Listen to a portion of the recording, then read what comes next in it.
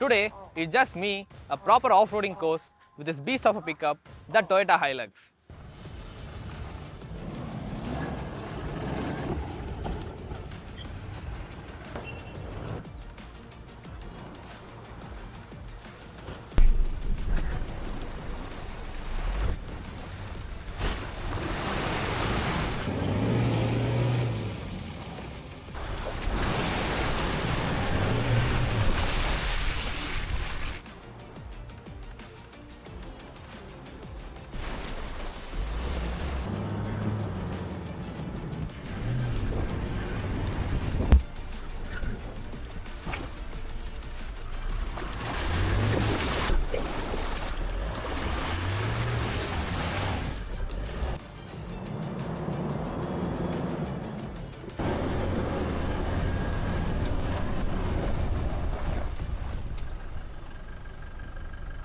This isn't your average city SUV.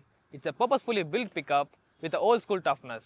And today, I'm going to test my off-road driving ability skills and what this car is really made for in the off-road circuit here.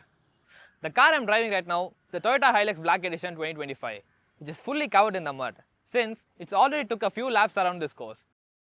So I can't wait to get around the track. But before getting onto the track, let's take a quick look at what makes this car so much capable off the road.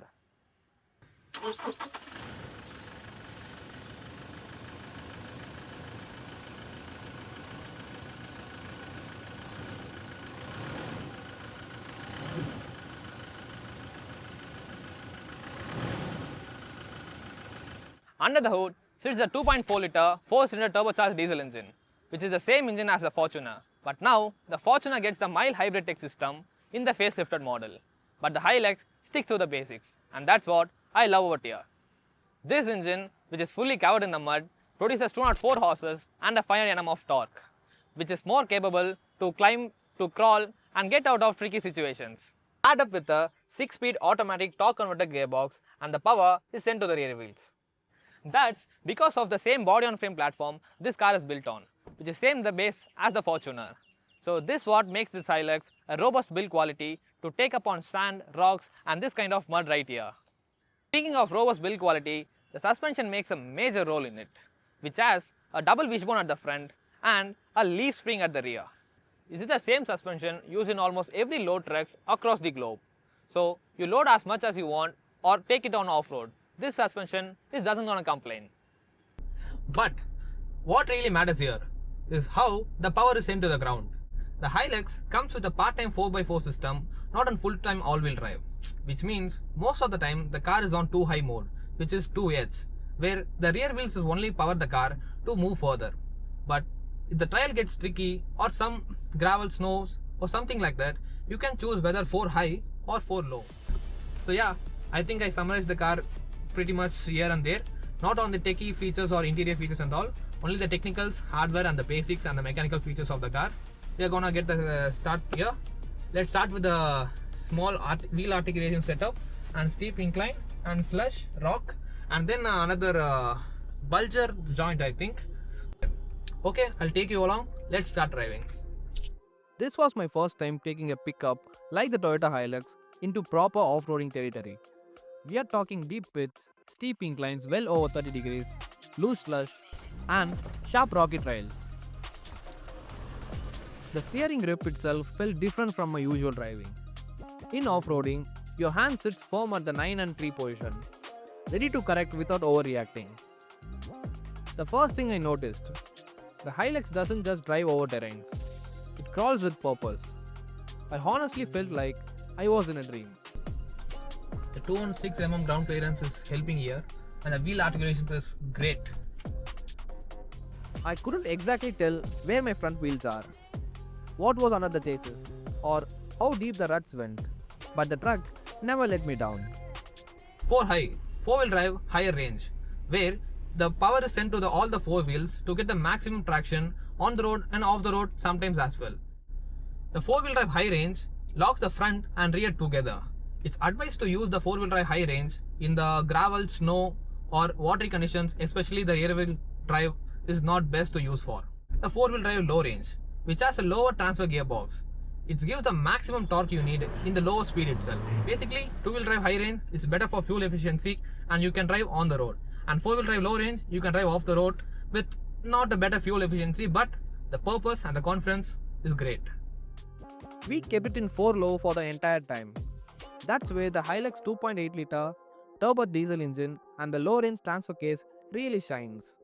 In low range, you got around 2.5 times more torque on the wheels compared to the high range. Perfect for slow speeding or slow speed climbings itself. The ABS is completely off.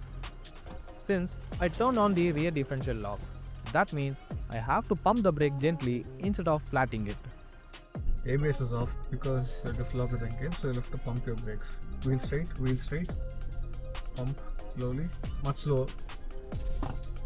Yes.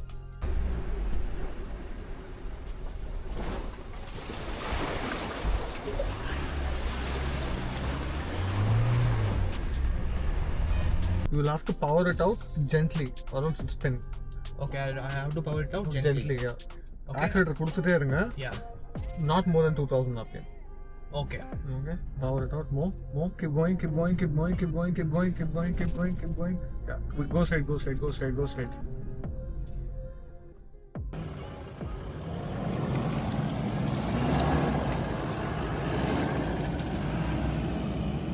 At one section, the incline was so steep, I thought I have to fight it. But the Hilux just walked up. Easy, no drama. It also gets rear differential lock. Both the left and right wheels gets equal amount of torque and the grip as well. So if the one wheel goes up in air or slips out, the other one gets you the enough torque and the enough traction to get you out of the tricky situations or some slushy areas and all. But in four-wheel drive low range, you cannot use that rear brake locking differential. Gently power it out. More. Turn left. Foot of the accelerator on the brake. On the brake. Yeah.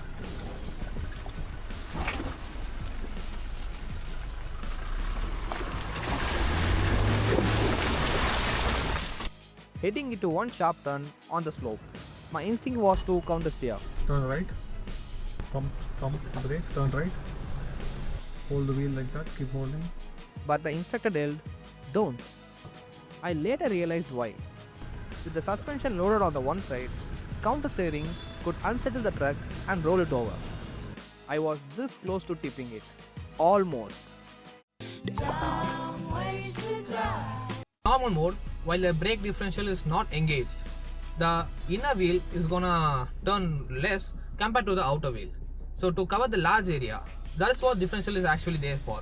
So if you lock that and the equal power is into both the left and right one, so even if one wheel is in the air, the other one is gonna make the car out.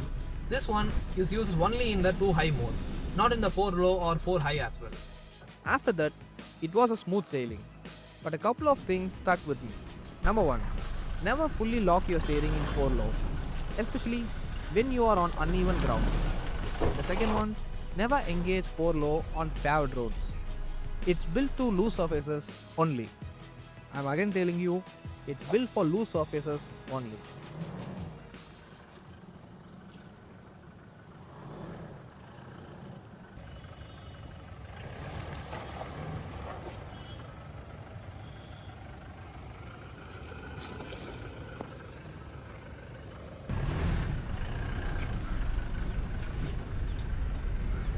Then came a sudden water dip, maybe knee deep. And with a wading depth of around 700 mm, it just powered through without hesitation.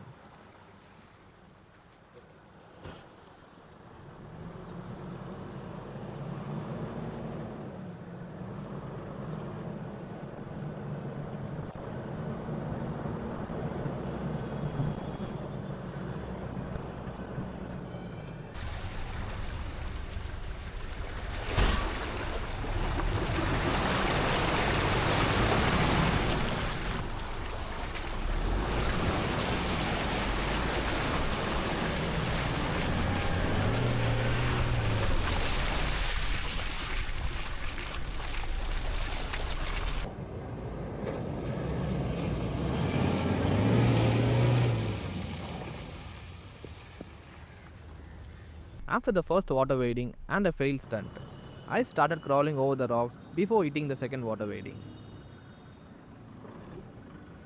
Left. Foot off, keep going. Foot off the brake, foot off the accelerator, hold the wheel straight. The low range gearing really showed its use here. Slow, steady and controlled. That's the way to climb without losing grip.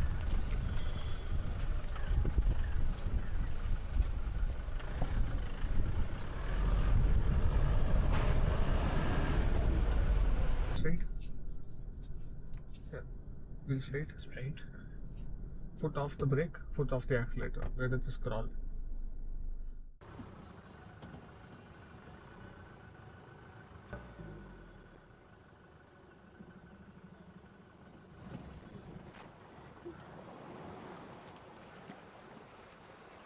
Accelerate. Listen towards the right. Gently, very gently.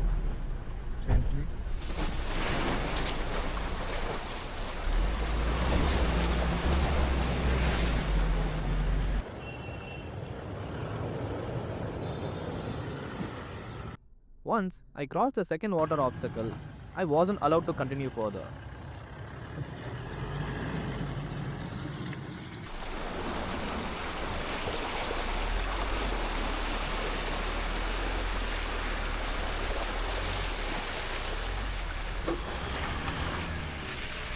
That's where I had to come to a halt.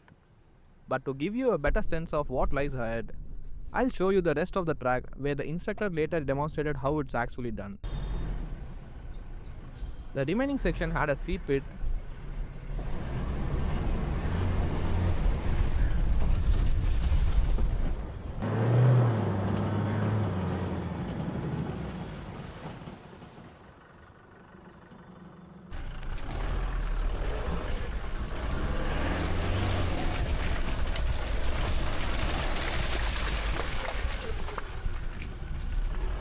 another steep climb,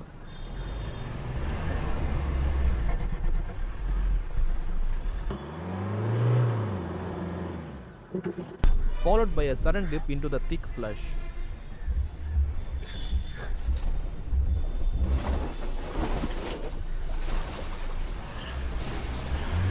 This was way more extreme in both height and depth compared to the parts I managed earlier.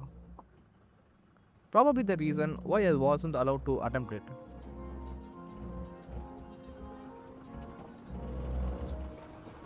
But I did get a chance to experience it from the passenger seat, and that's where you really understand how much difference wheel articulation and suspension travel make.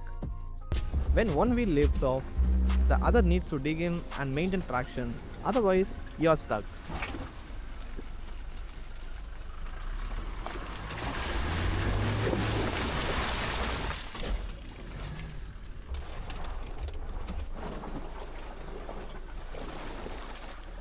It took me nearly 8 minutes to finish the section. I was allowed to drive. But when the instructor got behind the wheel, he did the entire thing in just 4 minutes. That's the point where professionalism really kicks in. With that, the off-road track came to an end. Just look at the car now. Mud splashed everywhere, water dripping off, and the front skid plate slightly bent from the lap where the instructor showed us what a proper technique looks like.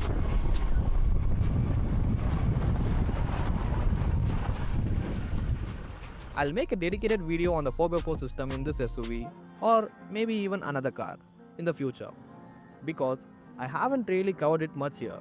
If that's something you'd like to see, comment down yes or no below, so I know how many of you actually made it this far. Catch you there.